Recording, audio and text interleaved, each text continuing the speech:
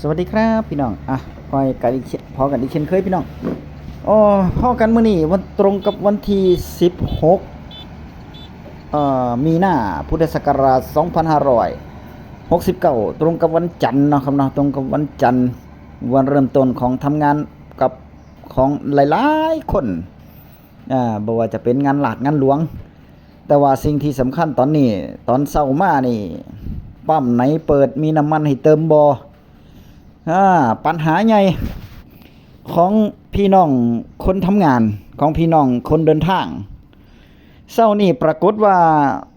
เช็คมาแล้วหลายๆสำนักข่าวหลายๆพื้นที่บ่ว่าจะเป็นจังหวัดในบ้านพ่อใหญ่การก็ได้หรือว่าขนาดร้านค้าในชุมชนบ้านพ่อใหญ่การก็ได้เนาะครับเนาะเรื่องน้ำมันพี่น้องน้ำมันสิเบิดเพิ่นว่าเหลือเวลาอีก98มื้อน้ำมันจะเบิดประเทศเฮ็ดจังได๋บัดนี้มีเหตุการณ์ที่พญาการจะเล่าให้ฟังก็คือแถวชุมชนบ้านพญาการเพิ่นเป็นร้านขายปลีกในชุมชนนี่ล่ะเนาะครับเนาะขายจิปาถะขายกะปิปลาร้าขายเบิดซุอย่างขายบ่ซุแนวเป็นร้านขายปลีกเนาะแล้วที่นี่ฮอดน้ำมันพุ่นละน้ำมันก็ใส่ขวดในส่วนของเพิ่นไปซื้อมาถัง1แกลลอนนึง 2,000 บาทจังซี่นี่หรือว่าแกลลอน100ลิตรหรือว่าแกลลอน200ลิตรจังซี่เนี่ยไปซื้อมาที่นี่เพิ่นก็มาให้หรือว่าเอามาเทใส่ขวดโคกขวดเป๊ปซี่โพลาริตขวดเป๊ปซี่ลิตรนั่นเอามาเทแบ่งขายขวดละ50บาทขวดละ40บาทจังซี่พี่น้องถ้าเป็นขวดแก้วก็ขวดละ20จังซี่นี่มาแบ่งขายคนในชุมชนเนาะครับเนาะเพิ่นกับกินกำไรไปนำหั่นล่ะค้าขายทำมาค้าขายก็ยังว่าถ้าว่าเอามากินกำไรก็จักสิเฮ็ดหยังแม่นบ่ที่นี่เพิ่นไปซื้อน้ำมันเมื่อเช้าปรากฏว่าบ่ได้เพิ่นบ่ใส่เอาแกลลอนไปใส่ปกติมันได้เด้เฮ็ดมาบ่ฮู้จักกี่ปีแล้วปรากฏว่าไปเมื่อเช้านี่บ่ได้พี่น้องเอ้ยเพิ่นบ่เติมให้เพิ่นว่าใส่ได้ใส่ได้แต่รถว่าซั่นถ้าเอารถมานี่จะใส่ให้อยู่จะเติมได้อยู่จำกัดก็คือคันละบ่เกิน500บาทเต็มถังก็บ่ได้เด้ก็คือจำกัดคันละ500บาทคุณเข้ามาปั๊มนี่เต็มที่ก็500บาทคุณจะเติมเกิน500บาทบ่ได้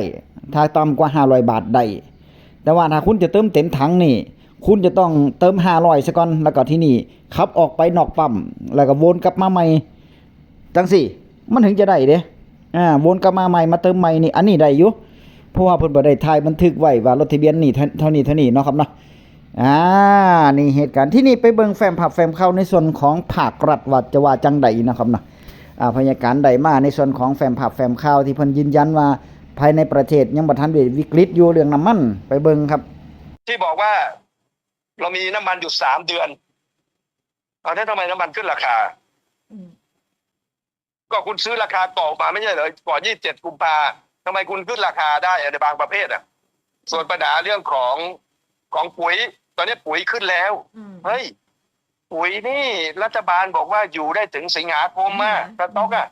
ทำไมปุ๋ยขึ้นงงไหมก็ปุ๋ยคุณซื้อมาสมัยถูกๆไม่ใช่เหรออยู่บอกว่าเริ่มขาดตลาดแล้วด้วยตอนนี้แล้วปุ๋ยบอกว่าถึงสิงหาคมไหมตอนแรกก็สบายใจ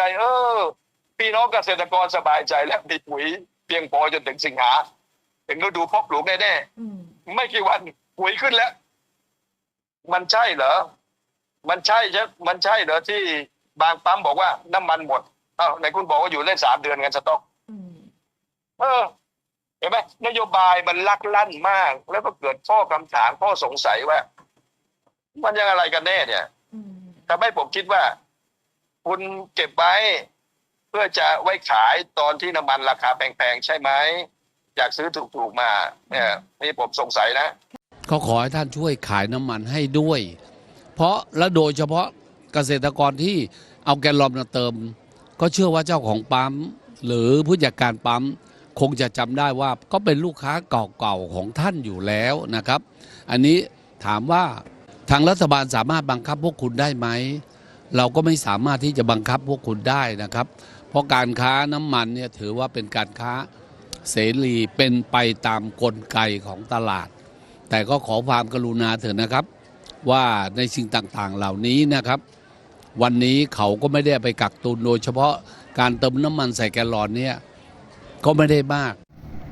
เบิ่งแล้วมีความคิดเห็นเป็นจังใดกันพี่น้องทั้ง2ประการก็คือดึงเรื่องค่าน้ำมันนะเรื่องน้ำมันเนาะน้ำมันต้องมีค่าตลาดบ่แม่นค่าตลาดว่าปั๊มบ่ขายให้หรือว่าปั๊มบอกว่าเบิดแล้วก็ยังบ่พอจำกัดในส่วนของการเติมจำกัดในส่วนของการเติมน้ำมันคันละ500 บาทก็มีคันละ300 บาทก็มีคันละ400 บาทก็มีเด้บางปั๊มบางหม่องบางแห่งบางจังหวัดบางอำเภอแต่ละพื้นที่ก็บ่คือกัน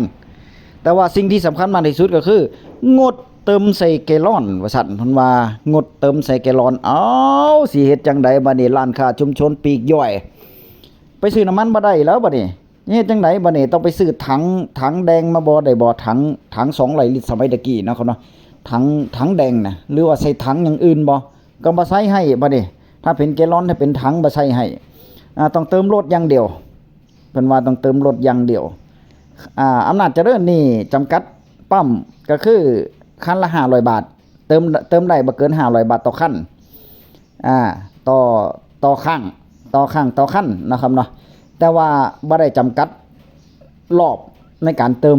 คุณออกไปแล้วคุณกลับมาเติมใหม่อีก500ก็ได้นะครับเนาะแต่ที่นี่ในส่วนของภาครัฐบาลก็ออกมาชี้แจงแล้วว่าบ่ได้ปิดบ่ได้ไปบังคับว่า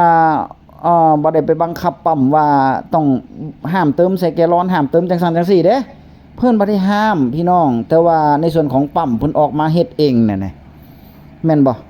ถ้าเป็นการเข้าใจที่พ่อใหญ่การเข้าใจตรงกันบ่เพราะว่าถ้าที่เพิ่นเว้ามาเนาะครับเนาะก็คือปั๊มนี่ก็คือเพิ่นก็บอกว่าผู้ที่ซื้อเติมใส่แกลลอนน้ำมันนี่ก็เป็นลูกค้าประจำอยู่แล้วแล้วปกตินี่ก็เติมใส่ตลอดเวลาอยู่แล้วนั่นนะ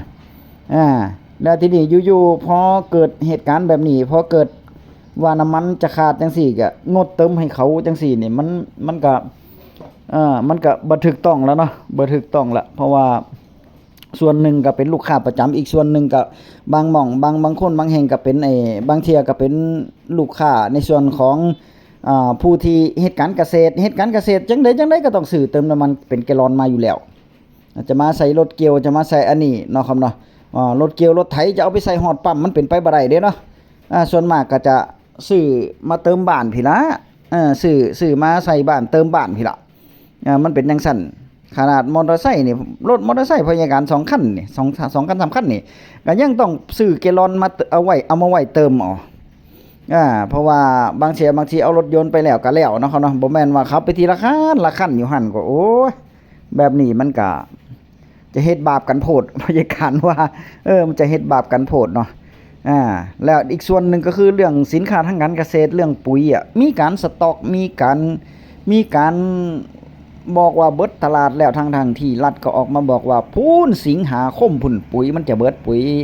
ยูเรียเด้อันนี้เน้นปุ๋ยยูเรียนะครับเนาะยูเรียจะเบิดกับสิงหาคมพุ่นเพราะฉะนั้นก็บ่มีผลกระทบกับในส่วนของการทำนาปี69ก็คือเข้าหน้าปังหรือว่าเข้าหน้าปีนะครับเนาะปี69นี่บ่มีผลดอกถึงแม้ปุ๋ยมันจะเบิดสต็อกแต่ว่ามันอาจจะขึ้นราคาอยู่เด้บรรยากาศว่าปุ๋ยนี่เพราะว่าตอนนี้ก็ยังขึ้นราคาอยู่เนาะมีความคิดเห็นจังไดก็คอมเมนต์มาเว้ากันพี่น้องแต่ละพื้นที่เป็นจังไดเรื่องน้ำมันเรื่องปุ๋ยนี่ราคาขยับขึ้นบ่แต่ละพื้นที่มันก็บ่คือกันเนาะยังยกตัวอย่างเอาที่เห็นนี่ก็คือบ้านพ่อใหญ่การนี่เนาะครับเนาะแต่ว่าปุ๋ยยูเรียบ้านพ่อใหญ่การก็ยังบ่ทันได้จำเป็นเนาะครับเนาะยังบ่ทันได้จำเป็นเกษตรกรยังบ่ทันได้ซื้อมาไว้กันที่บ่แม่นว่าเขาจะชะล่าใจเด้เป็นเพราะว่าเงินบ่มี ที่บ่ได้ซื้อมาไว้ก็คือเงินบ่มีก็เลยเรื่องราคาปุ๋ยก็ยังบ่ทันได้ขึ้นราคาแต่ว่าเรื่องน้ำมันนี่มีผลกระทบแล้วมีผลกระทบแล้วก็คือร้านค้าในชุมชนบ้านพญาการนี่ล่ะไปซื้อน้ำมันมื้อเช้าบ่ได้มาไปซื้อใส่แกลลอนเพิ่นมาให้เติม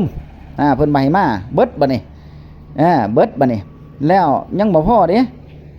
ถ้าจะเติมก็ต้องเอารถไปเติมปั๊มพุ่นได้อยู่แล้วก็อีกเรื่องนึงก็คือจำกัดในการเติมแล้วก็คือคันละ500 บาทเนาะครับเนาะแต่ว่าบ่ได้จำกัดรอบคุณจะมาเติมกี่รอบก็ได้ต่อมื้อต่อเว้นหรือว่าเฮาไปเอารถไปเติมเต็มถังรอบละ500จนเต็มแล้วก็เอามาดูดออกเอาบ่จังซั่นบ่หรือว่าจังได๋เนาะครับเนาะโอ้มันก็เฮ็ดยากโพดเนาะแต่ว่าภาครัฐก็ออกมารับรองแล้วเด้อว่า